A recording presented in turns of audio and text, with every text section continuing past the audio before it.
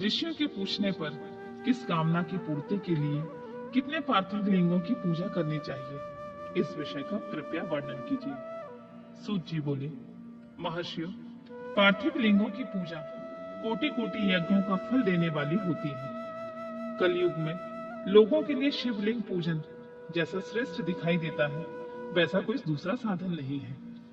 यह समस्त शास्त्रों का में निहित सिद्धांत है। शिवलिंग भोग और मोक्ष देने वाला होता है। लिंग 3 प्रकार के कहे गए हैं, उत्तम, मध्यम और अधम। जो 4 अंगुल ऊंचा और देखने में सुंदर हो और वेदी से युक्त हो, उस शिवलिंग को शास्त्रों के महर्षियों ने उत्तम कहा है। उससे आधा मध्यम और उससे आधा अधम माना गया है। इस तरह 3 प्रकार के शिवलिंग कहे गए हैं, जो उत्तरोत्तर श्रेष्ठ है। ब्राह्मण, क्षत्रिय, वैश्य, शूद्र अथवा विलोम संकर कोई भी क्यों ना हो, वह अपने अधिकार के अनुसार वैदिक अथवा तांत्रिक मंत्र से सदा आदर पूर्वक शिवलिंग की पूजा करे। ब्राह्मणों, महर्षियों, अधिक कहने का क्या लाभ। शिवलिंग का पूजन करने में स्त्रियों का तथा अन्य लोगों का भी अधिकार होता है। द्विजों के लिए वैदिक पद्धति से ही शिवलिंग की पूजा करना श्रेष्ठ होता है, परंतु अन्य लोगों के लिए वैदिक मार्ग से पूजा करने की सम्मति नहीं है। वैदिक द्विजों को वैदिक मार्ग से ही पूजन करना चाहिए और अन्य मार्ग से नहीं। यह भगवान शिव का कथन है। दधीची और गौतम आदि के शाप से जिनका चित्त दग्ध हो गया है, उन द्विजों को वैदिक कर्म में श्रद्धा नहीं होती है। जो मनुष्य वेदों तथा स्मृति में कहे हुए सत्कर्मों की अवहेलना करके दूसरे कर्म को करने लगता है, उसका मनोरथ कभी सफल नहीं होता है। विधि पूर्वक भगवान शंकर का नए वेदांत पूजन करके उनकी त्रिभुवनमयी 8 मूर्तियों का भी वही पूजन करें।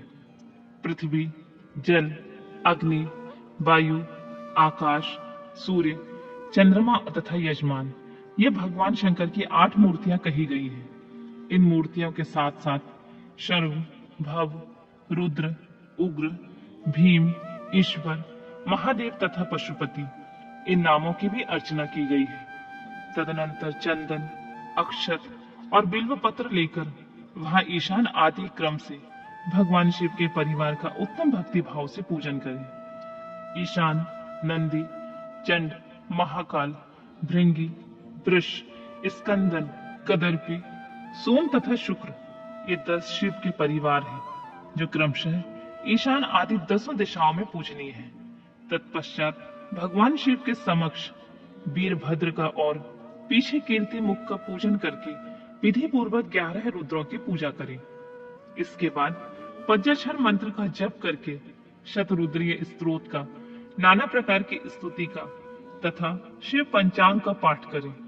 तत्पश्चात परिक्रमा और नमस्कार करके शिवलिंग का विसर्जन करें। इस प्रकार मैंने शिव पूजन की संपूर्ण विधि का आदर पूर्वक वर्णन किया। रात्रि में देव कार्य को सदा उत्तराभिमुख होकर ही करना चाहिए। इसी प्रकार शिव पूजन भी पवित्र भाव से सदा उत्तराभिमुख होकर ही करना उचित है। जहाँ शिवलिंग स्थापित हो, उससे पूर्व दिशा का आश्रय लेकर नहीं बैठना चाहिए या खड़े होना चाहिए, क्योंकि वह दिशा भगवान शिव के आगे या सामने पड़ती है। इष्ट देव का सामना रोकना ठीक नहीं। शिवलिंग से उत्तर दिशा में भी ना बैठें, क्योंकि उधर भगवान शंकर का वामांग है, जिसमें शक्ति स्वरूपा देवी उमा विराजमान है। पूजक को शिवलिंग से पश्चिम दिशा में भी नहीं बैठना चाहिए, क्योंकि वह आराध्य देव का पृष्ठभाग है। पीछे की ओर से पूजा करना उचित नहीं है। अतः अवशिष्ट दक्षिण दिशा ही ग्राह्य है, उसी का आश्रय लेना चाहिए। तात्पर्य यह है कि शिवलिंग से दक्षिण दिशा में उत्तराभिमुख होकर बैठे और पूजा करें। विद्वान पुरुष को चाहिए कि वह भस्म का त्रिपुंड लगाकर, रुद्राक्ष की माला लेकर तथा बिल्व पत्र का संग्रह करके ही भगवान शंकर की पूजा करें। इसके बिना नहीं। मुनिवरों, शिव पूजन आरंभ करते समय यदि भस्म ना मिले तो मिट्टी से भी ललाट में त्रिपुंड अवश्य कर लेना चाहिए। ऋषि बोले, मुने, हमने पहले से ही यह बात सुन रखी है कि भगवान शिव का नैवेद्य नहीं ग्रहण करना चाहिए।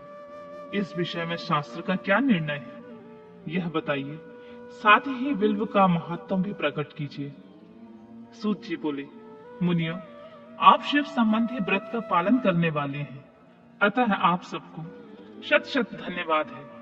मैं प्रसन्नता पूर्वक सब कुछ बताता हूँ, आप सावधान होकर सुने। जो भगवान शिव का भक्त है, बाहर भीतर से पवित्र और शुद्ध है, उत्तम व्रत का पालन करने वाला तथा दृढ़ निश्चय से युक्त है, वह शिव नैवेद्य का अवश्य भक्षण करे।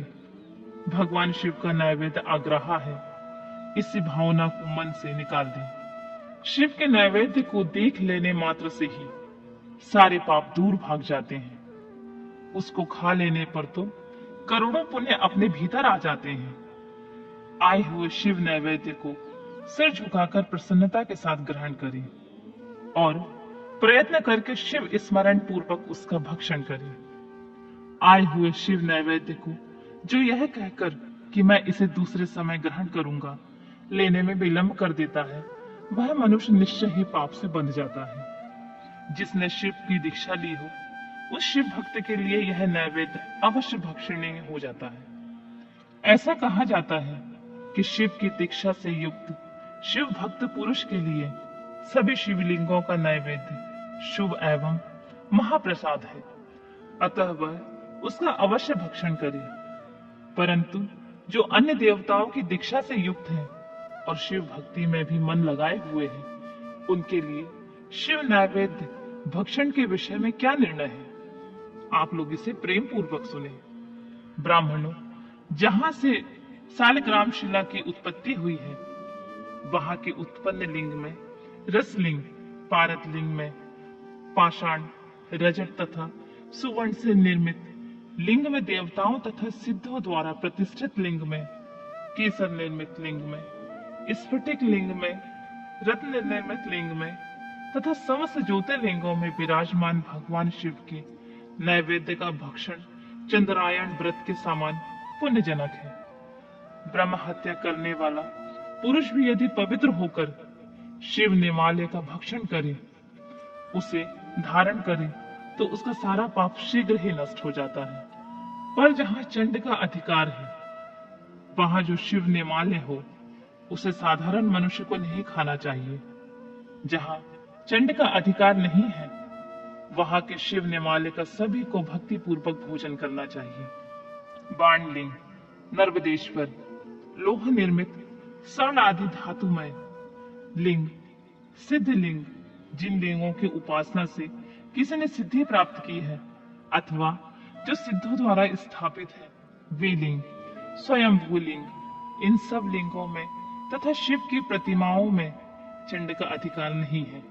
जो मनुष्य शिवलिंग को विधि पूर्वक स्नान कराकर उस स्नान के जल का 3 बार आचमन करता है, उसके कायिक, वाचिक और मानसिक तीनों प्रकार के पाप यह शीघ्र नष्ट हो जाते हैं। जो शिव नैवेद्य, पत्र, पुष्प, फल और जल अग्रह है, वह सब भी शालिग्राम शिला के स्पर्श से पवित्र ग्रहण के योग्य हो जाता है। मुनीश्वरों, शिवलिंग के ऊपर चढ़ा हुआ जो द्रव्य है, वह अग्रह है। जो वस्तुलिंग स्पर्श से रहित है, जिस वस्तु को अलग रखकर शिव जी को निवेदित किया जाता है, लिंग के ऊपर नहीं चढ़ाया जाता, उसे अत्यंत पवित्र जानना चाहिए। मुनिवरों, इस प्रकार नैवेद्य के विषय में शास्त्र का निर्णय बताया गया है। अब तुम लोग सावधान होकर आदर पूर्वक बिल्व का महत्व सुनो। यह बिल्व वृक्ष महादेव का भी रूप होता है। देवताओं ने भी इसकी स्तुति की है। फिर जिस किसी तरह से इसकी महिमा कैसे जानी जा सकती है?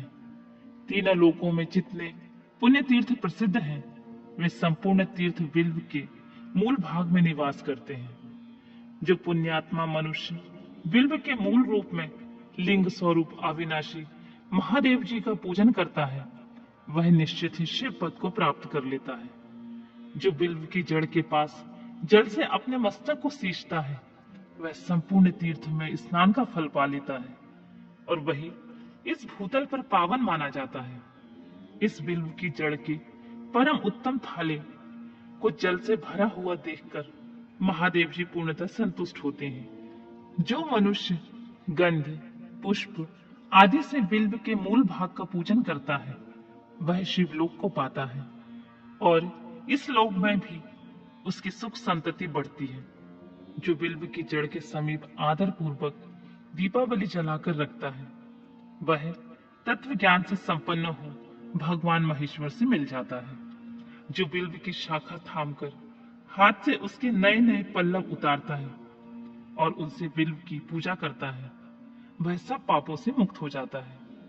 जो बिल्व की जड़ के समीप भगवान शिव में अनुराग रखने वाले एक भक्त को भी भक्ति पूर्वक भोजन कराता है उसे कोटि गुना पुण्य प्राप्त होता है। जो बिल्व की जड़ के पास शिव भक्त को खीर और घृत से युक्त अन्न देता है वह कभी दरिद्र नहीं होता है। ब्राह्मणों, इस प्रकार मैंने सांगोपांग शिवलिंग का पूजन का वर्णन किया है। यह प्रवृत्ति मार्गी तथा निवृत्ति मार्गी पूजकों के भेद से दो प्रकार का होता है। प्रवृत्ति मार्गी लोगों के लिए पीठ पूजा इस भूतल पर संपूर्ण अभीष्ट वस्तुओं को देने वाली होती है। प्रवृत्त पुरुष सुपात्र गुरु आदि के द्वारा ही सारी पूजा संपन्न करे और अभिषेक के अंत में अगहनी के चावल से बना हुआ नैवेद्य निवेदन करे। पूजा के अंत में शिवलिंग को शुद्ध संपुट में विराजमान करके घर के भीतर कहीं अलग रख दे। निवृत्ति मार्गी उपासकों को लिए हाथ पर ही शिव पूजन का विधान है। उन्हें भिक्षा आदि से प्राप्त हुए अपने भोजन को ही नैवेद्य रूप में निवेदित कर देना चाहिए। निवृत्त पुरुष के लिए सूक्ष्म शिवलिंग ही श्रेष्ठ बताया गया है। वे विभूति से पूजन करें और विभूति को ही अपना नैवेद्य के रूप में निवेदित करें। पूजा करके उस लिंग को सदा अपने मस्तक पर धारण करें। ऋषि बोले, महाभाग व्यास शिष्य सूत जी,